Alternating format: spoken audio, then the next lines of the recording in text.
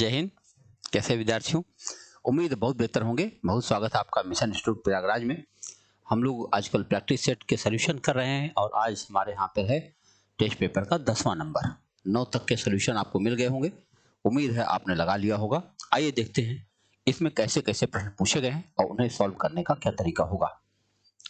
तो पहला क्वेश्चन हमारे सामने ये आ रहा है, ये प्रश्न ठीक से देखिए और ये सोचिए कि इसका सॉल्यूशन अगर आपको करना हो तो कैसे कर सकते हैं।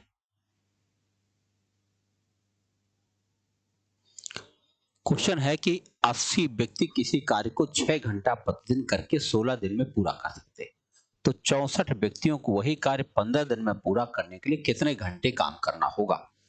देखो ये क्वेश्चन जो है वो कैसा है, ये मिश्र समानुपात का प्रश्न है। और मिश्र समानुपात के प्रश्न कैसे होते हैं,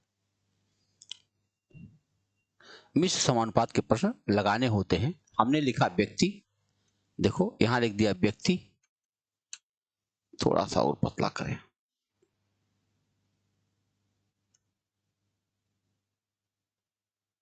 व्यक्ति, उसके बाद लिख दिया घंटा, उसके बाद लिख दिया दिन। बस 3 चीजें हमें लिखना, बाकी M1 D1 भी आप लगा सकते हो।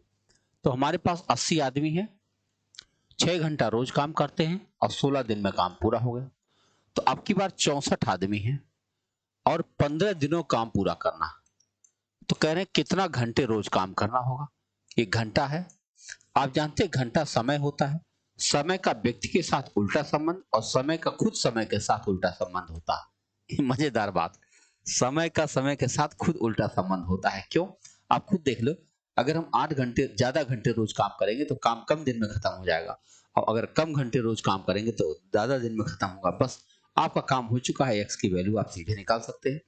पहले लिखना है 6 गुणा 16/15 गुणा 80/64, बस यही काटना। 16 चौके 64, 4 से काटो 20, 5 तिया 15, 5 चौके 20 और 3 दूना 6, 4 दूना 8। 8 घंटा अगर डेली काम किया जाए तब वह काम बहुत आसानी से खत्म हो जाएगा। आइए अगले प्रश्न पर चर्चा करें। अगला प्रश्न हमारे सामने ये रहा। कुछ विद्यार्थी कहे कि आप जल्दी लगा देते हैं, तो मैं थोड़ा सा स्लो रफ्तार कर दिया हूं जिससे ठीक से आप समझ जाए। ए एक कार्य को 20 दिन में, बी वही काम 40 दिन में कर सकता है। ये दोनों मिलकर काम 5 दिन तक करें तो उस कार्य का कितना भाग शेष रह जाएगा। देखो ये 20 दिन में कर पाते हैं, ये 40 दिन में कर पाते हैं। 20 40 किलो तब 40 होगा, 40 से 40, 20 40, 20 दूना 40। तो अब देखो दोनों मिलकर काम करेंगे, वह कार्य 5 दिनों तक करते हैं, तो 2 1 3, 3 गुणा 5 यानी 15 यूनिट काम समाप्त हो चुका है। 40 यूनिट काम में से 15 यूनिट काम खत्म हो चुका है, 25 यूनिट काम बचा होगा। अब 25 यूनिट काम बचा होगा, टोटल काम 40 था, 5 25 25, 5 अच्छे 40 यानी 5/8 काम बचा हुआ रह जाएगा। ये है सवाल आपका। आप देख सकते हैं कुल मिला के 10 से 12 सेकंड का हिसाब किताब है। अगर ठीक ढंग से आप एकाग्रचित रहें 10 सेकंड तक तो आपका यह सवाल बहुत आसानी से हल हो जाए।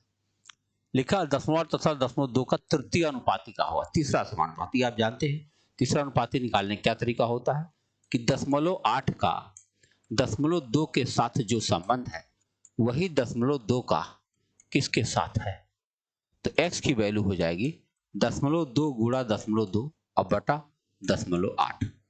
यही इतनी कहानी। अगर इसको हम लोग काटते हैं तो सोचो, अगर हम 0 नीचे बढ़ा दें तो ऊपर के दशमलव हट जाएंगे और तब ये क्या बन जाएगा, ये बन जाएगा 4/80। और 4/80 को आप काट सकते हो 1/16 में, और 1/16 को अगर हम काटने की कोशिश करें तो देखो पहले 10 में लगाएंगे 10 बन जाएगा, 0 लगाएंगे 100 बन जाएगा, और फिर 16 छक्का 96 और 6 पे तो कोई है ही नहीं है। सोचो आप कैसा सवाल है। तीसरा अनुपाती कौन है। अगर हम 4 से काटते हैं, अरे हाँ यार 20 है ना, ये 16 कैसे आ गया बताओ। 4 से काटेंगे तो 4 दूना 8 20 हो जाएगा और 0.05 आ जाएगा। ये रहा आपका उत्तर। देखो प्रोसेस गलत नहीं हो सकता, इतना जान लो आप।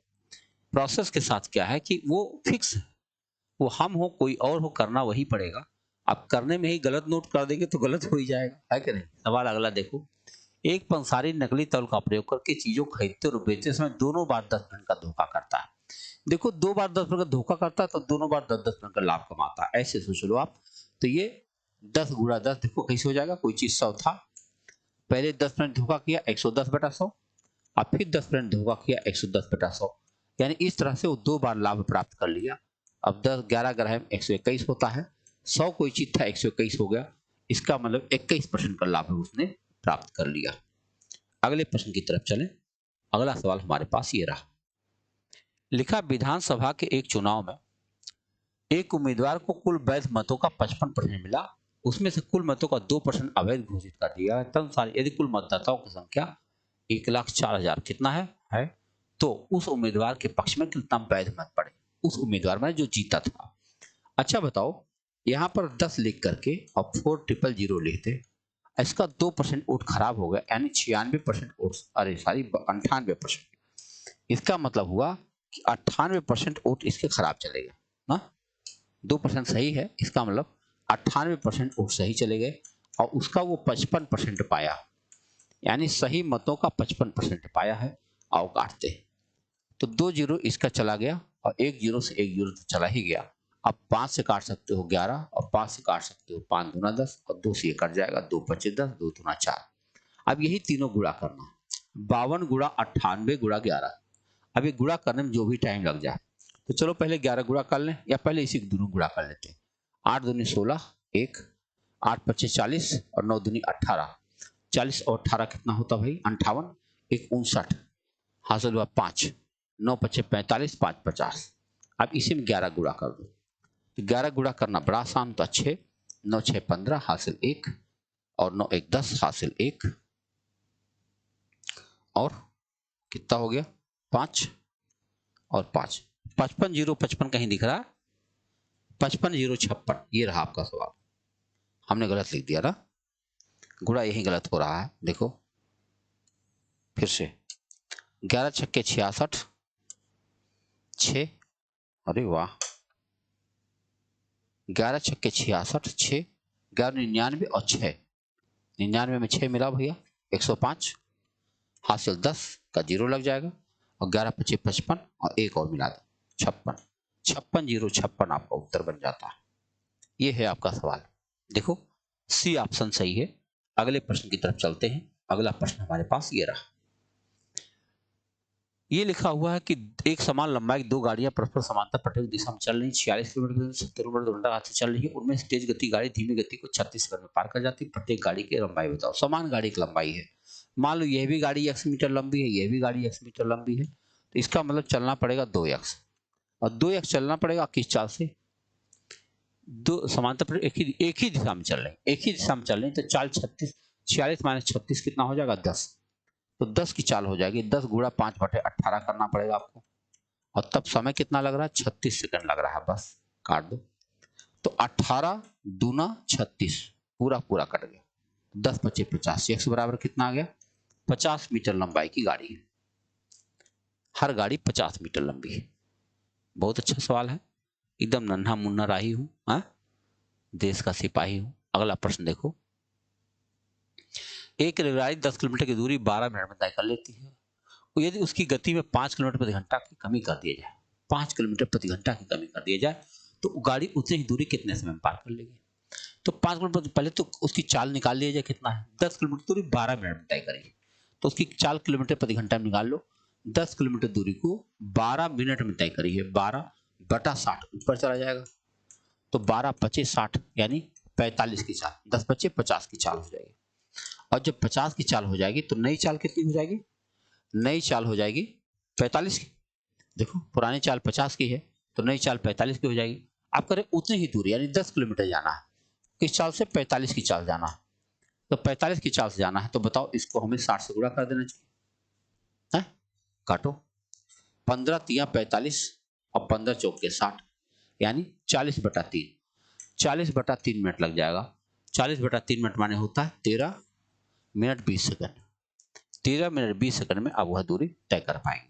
हमने क्या किया, पहले चाल को किलोमीटर प्रति घंटा में करके और पुरानी चाल निकाल लिया, 50 आ गया था, अब फिर उसको मैंने कम कर दिया 5। कोई धनराशि 12% दर से कितने वर्षों में दुगुनी हो जाएगी।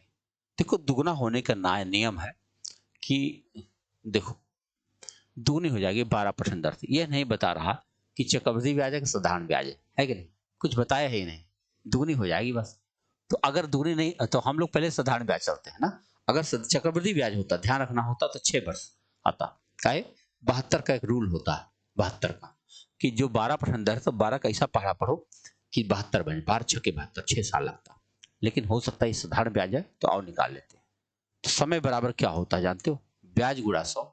तो जैसे हमने 1 रुपया जमा किया था और हमें 2 रुपया मिल गया, यानी 1 रुपया हमें ब्याज मिल गया। तो समय बराबर होगा ब्याज गुणा 100 बटा मूलधन गुणा क्या है दर 12, यही काटना। तो 12 अट्ठे 96 ना, अब 12 अट्ठे 96 और 4/12, 4/12 को 1/3 कह सकते हो। तो 8 साल 4 महीना लग जाएगा, क्योंकि 1/3 साल को अब महीना बनाओगे तो आराम से आपका लग जाएगा 8 वर्ष 4 महीना। आगे बढ़ते अगले सवाल की तरफ। अगला प्रश्न हमारे पास है कि 8 आदमी किसी काम को 75 दिन में करते, उसी काम को 40 दिन में करना है। भाई 8 आदमी है और 75 दिन में करता, 75 दिन में बताओ, 75 दिन में करना है और उसी काम को अब 40 दिन में करना है। तो 8 पच्चीस 40, 5 काटो 15। अगर 15 आदमी लगा दो तो काम चल जाए, 15 आदमी उसको 40 दिन में कर लिया।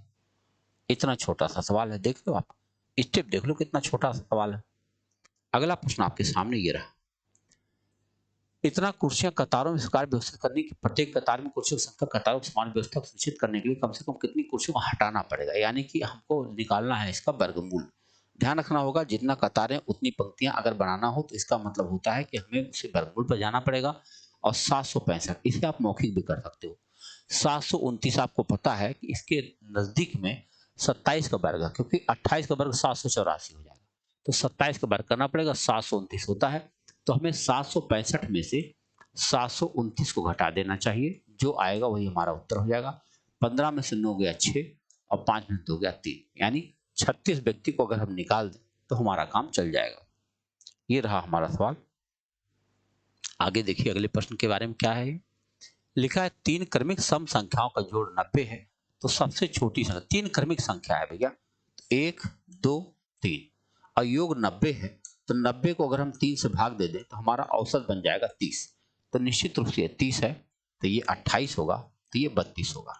तीनों संख्या हमारे सामने है। कह रहे हैं सबसे छोटी संख्या का 1/4, इसका 1/4 क्या है 7, और सबसे बड़ी संख्या का दुगुना यानी 32 दूना 64, इन दोनों का अंतर बताना।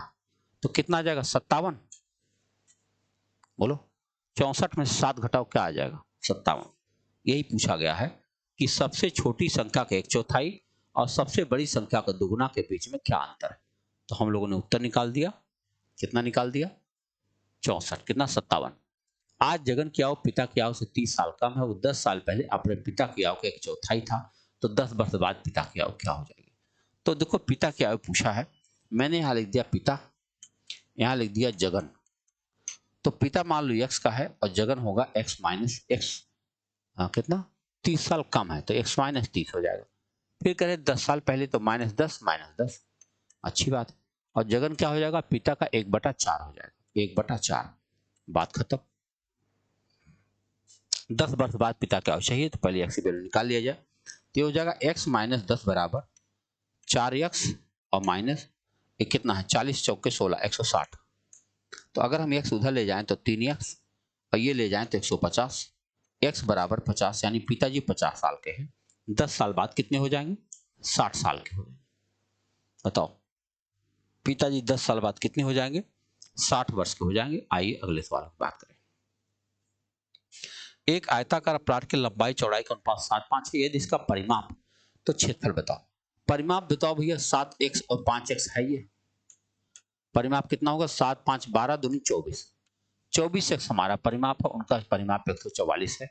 x बराबर क्या होगा 6। अगर x बराबर 6 होगा तो 6 7 42 और 6 5 30। हमको क्षेत्रफल बताना है, दोनों का गुणा कर लो 0, 3 दूनी 6 और 3 चौके 1260, कितना हो जाएगा 1260 मीटर स्क्वायर। ये हमारा उत्तर बन जाएगा। हमने क्या किया परिमाप निकाला, परिमाप से x की वैल्यू आ गई, x की वैल्यू से हमने लंबाई चौड़ाई निकाल लिया लंबाई चौड़ाई का गुणा कर दिया, आपस में क्षेत्रफल हो गया। अब देखो इनका सवाल है कि प्राकृतिक संख्याएं किस अंक से शुरू होती है? 1 से शुरू होती है। प्राकृतिक संख्या सदैव 1 से शुरू होती है, अपूर्ण संख्या 0 से शुरू होती है। ठीक है, आगे बढ़ते हैं। 100 तक की अभाज्य संख्याएं कितनी होती है? बताओ, 1 से लेकर 100 तक में कुल 25 अभाज्य संख्याएं होती हैं। देखो ये नंबर सिस्टम के सवाल हैं, तथ्यात्मक कहे जाते हैं ऐसे सवाल, फैक्चुअल टेस्ट। आपका बस खाली याद हो, लिखते चले जाओ। 169 का वर्गमूल क्या है? 13 है, बस खत्म कहानी। अगर यहाँ पे दशमलव का कोई केस होता तो समझते, यहाँ दशमलव नहीं लगा है, तो 169 का वर्गमूल कितना आ गया? 13। आगे बढ़ते अगले सवाल की तरफ। अगला सवाल है, इस संख्या को पूर्ण वर्ग बनाने के लिए किस छोटी संख्या से गुणा करना चाहिए? आपको इसे सबसे पहले क्या करना चाहिए? इसको फैक्टराइज करना चाहिए। 256 को किससे गुणा करें? 256 ट्रिपल 0 है। तो देखो, अगर हम इसको 10 से काटते ना, तो किससे काटें? 10 से, 2 से काटेंगे तो बहुत ज्यादा हो जाएगा। आप जानते हो 16 का वर्ग है ये ना, 16 से काटें तो 16 16 में 256, फिर 16 से काट दें, 16 1 में 16, फिर बताओ किससे काट दें? 100 से काट दें, 100 खुद एक वर्ग है, 100 दहाई में 110। बताओ, अब 10 है हमारे पास। अगर हमारे पास 10 होता तो कितना बढ़िया होता। क्या बनाना? घन बनाना। सॉरी, इसलिए हम वर्गमूल के चक्कर में पड़ गए थे ना। हमें घन बनाने के लिए क्या करना पड़ेगा? हमें काटना ही पड़ेगा, क्योंकि 3 का पेयर बनेगा। तो ये 256 को ही काटो, क्योंकि ये तो 1000 है, ये है ना, 1000 तो 10 होता ही है, खाली 256 को काट दो। तो अगर हम 256 को आप काटते चलें ऐसे, तो पहले 2 से काटें, तो 2 1 में 2, 2 दूने 4, 2 8 16, फिर 2 से काटो 64, फिर 2 से काटो 32, फिर 2 से काटो 16, फिर 2 से काटो 8, फिर 2 से काटो 4, फिर 2 से काटो 2, फिर 2 से काटो 1। तो 3 का जोड़ा बनना चाहिए। आप देख लो, इस जोड़े में खाली 2 की कमी चल पा रही है, बस खाली 2 लगा दो, काम हो जाएगा। क्योंकि घन बनाना है, घन बनाने के लिए 3 का जोड़ा बनता है। और 1000 था, ये 1010 का क्यूब था ही था, तो इसलिए उसको मैंने हटा ही दिया और खाली 256 को कर दिया, हमारा उत्तर बन गया। इस पैसे को रुपया बनाओगे तो क्या हो जाएगा? रुपया बनाने के लिए 100 से भाग देना पड़ता है, तो 4.64 आपका उत्तर बन जाएगा। कितना हो जाएगा? 4.64, क्योंकि रुपया बनाने के लिए 1 रुपया में 100 पैसा होता है, तो 100 से भाग देंगे तो 2 अंकों पर दशमलव अपने आप लग जाएगा। अब ये प्रश्न है कि लकड़ी के एक समान 500 टुकड़ों की लंबाई इतना। अच्छा, तो एक टुकड़े की लंबाई क्या है? किलोमीटर है ये। किलोमीटर, 1 किलोमीटर में 1000 मीटर होता है, 1000 से इसमें गुणा कर दो तो 6045 हो जाएगा। अब बताओ 6045 मीटर ना, 6045 मीटर है ये, और कह रहे हैं ये 500 टुकड़ा। एक टुकड़ा की लंबाई क्या होगी? अगर हम 2 से भाग दें, यहाँ दशमलव लग जाएगा, और 5 से काटो तो 5 के 5, 5 दूनी 10, 12.09। 12.09 कहाँ दिख रहा है? ये रहा, 5×9=45। तो आप देख सकते हैं एक टुकड़े की लंबाई कितने आसानी से आपका उत्तर आ गया। हमको किलोमीटर को पहले हमने मीटर बना दिया। आहा, 65 ग्राम 65 लिखा छोटा सा, 65 ग्राम कितने किलोग्राम के बराबर? आप जानते हैं ग्राम को किलोग्राम बनाने के लिए 1000 से भाग देना पड़ता है। 1000 से भाग दोगे तो कितना हो जाएगा? 0.065। कितना हो जाएगा? 0.065 हो जाएगा। ये किलोग्राम बन के तैयार हो जाएगा। अगले प्रश्न की तरफ चलते हैं। अगला प्रश्न हमारे सामने ये रहा, लिखा है सोम मंगल बुध का औसत तापमान 40 था, मंगल बुध बृहस्पति का औसत तापमान 41 था, यदि गुरुवार का तापमान 45 था, सोमवार का तापमान बताओ। ऐसे सवाल में 4 बिंदी ऐसे बना लेते हैं, और सोम मंगल बुध का औसत तापमान हमें 40 दिया है, 40 दिया 120 हो गया। और मंगल बुध बृहस्पति का औसत तापमान मुझे 41 दिया है, तो 41 दिया 3 1 के 3, 3 4 के 12, 123 हो गया। उसके बाद गुरुवार का तापमान 45 दिया है, हमें बराबर सोमवार का तापमान बताओ 100। अब हमको यही बताना, अगर हम 123 में से 45 घटा दें तो हमें मंगल बुध का तापमान मिल जाएगा कि नहीं? तो ये हो जाएगा 13 में से 5 घटाओ 8, 11 में से 4 घटाओ 7 ना। अब इस 78 को अगर हम 120 में से माइनस कर दें, बस काम खत्म हो जाएगा, तो हमारा उत्तर हो जाएगा 42। कहीं दिख रहा है? ये रहा आपका उत्तर। सोमवार का तापमान कितना हो जाएगा? 42 डिग्री। आप देख लो कैसे किया गया। हमने क्या किया, पहले मंगल बुध बृहस्पति में से मैंने बृहस्पति घटा दिया तो मंगल बुध आ गया। अब सोम मंगल बुध में से मंगल बुध घटा दिया तो सोमवार सीधे आ गया। आगे बढ़ते अगले सवाल की तरफ। अगला प्रश्न हमारे सामने ये रहा, एक विद्यार्थी 40 अंक प्राप्त करता है, 40 अंक को फेल होता है, यानी 80% 80 नंबर पाना चाहिए, तब पास अंक 20%, यानी किसी संख्या का 20% कितना होना चाहिए, 80 होना चाहिए। तो 20 चौके 80, 100 चौके 400, पूर्णांक कितना हो गया, 400 का हो गया। देखो सारे सवाल जितने भी बन पा रहे हैं लेवल 1 के रेंज में जा रहे हैं, और लेवल 1 के रेंज में बस खाली आप धैर्य रख दो, आपका उत्तर आ जाएगा। इनका सरलतम रूप बताओ, अनुपात हमेशा सरल रूप में, इसको छोटा करना चाहिए। तो 11 सत्ते 77, 11 पचे 55, 7:5 आपका उत्तर बन जाएगा। इतना आसानी से आप इसका उत्तर निकाल सकते हैं। आइए बढ़ते अगले सवाल की तरफ। यहाँ पे देखो क्या लिखा, बहुत बड़ा सा सवाल दिख रहा है। ए बी सी डी मिलकर किराए पर चरागाह लिया। ए 12 गाय 6 महीने चराए, बी 10 गाय 5 महीने चराए, सी 14 गाय 10 महीने चराए, 9 गाय 7 महीने चराए। ए का किराया 36 रुपया, कुल किराया बता दो। पहले तीनों का अनुपात निकाल लो। तो चलो देखते हैं। ए ने क्या किया था, 12 गाय 6 महीने चराया। बी ने क्या किया, 10 गाय 5 महीने चराया। सी ने क्या किया, 14 गाय 10 महीने चराया। अच्छा, और डी ने क्या किया, 9 गाय 7 महीने चराया।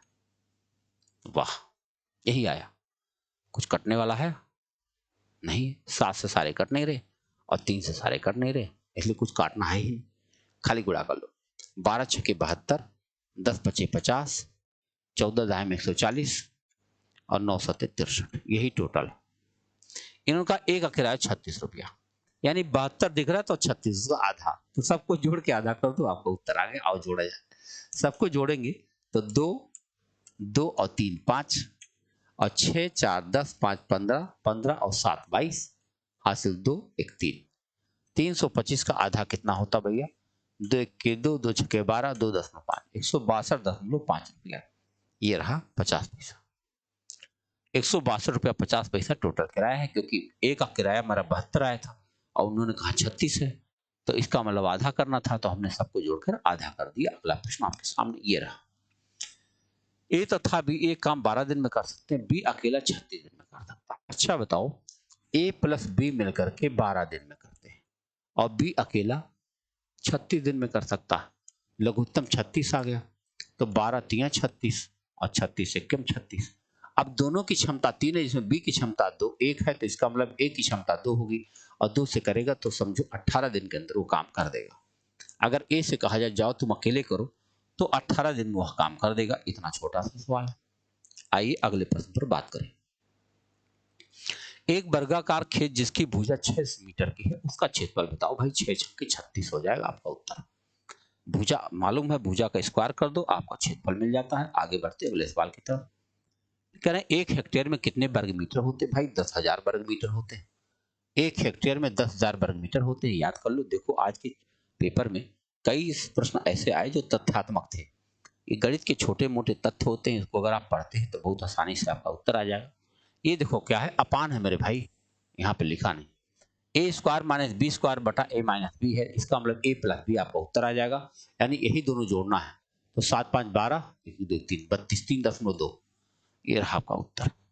ए स्क्वायर माइनस बी स्क्वायर, नीचे ए माइनस बी है, तो ए माइनस बी कर जाएगा, ए प्लस बी आपका उत्तर आ जाएगा, और आप जोड़ेंगे तो आ जाएगा 3.2। ये रहा आपका अगला प्रश्न। लिखा 400 के 10% का 15% का योग बताओ। अच्छा बताओ, 400 का 10% 40 होगा और 400 का 15% 60 होगा, और दोनों जोड़ देंगे तो कितना आएगा, 100। गजब है ना, मौखिक है सवाल, समझो आज के सवाल बहुत मस्त है, कुछ ज्यादा करना ही नहीं पड़ रहा। देखो, एक चुनाव के उम्मीदवार को 62% वोट लेकर दूसरे उम्मीदवार को 144 मतों से हरा दिया, कुल वोट बताओ।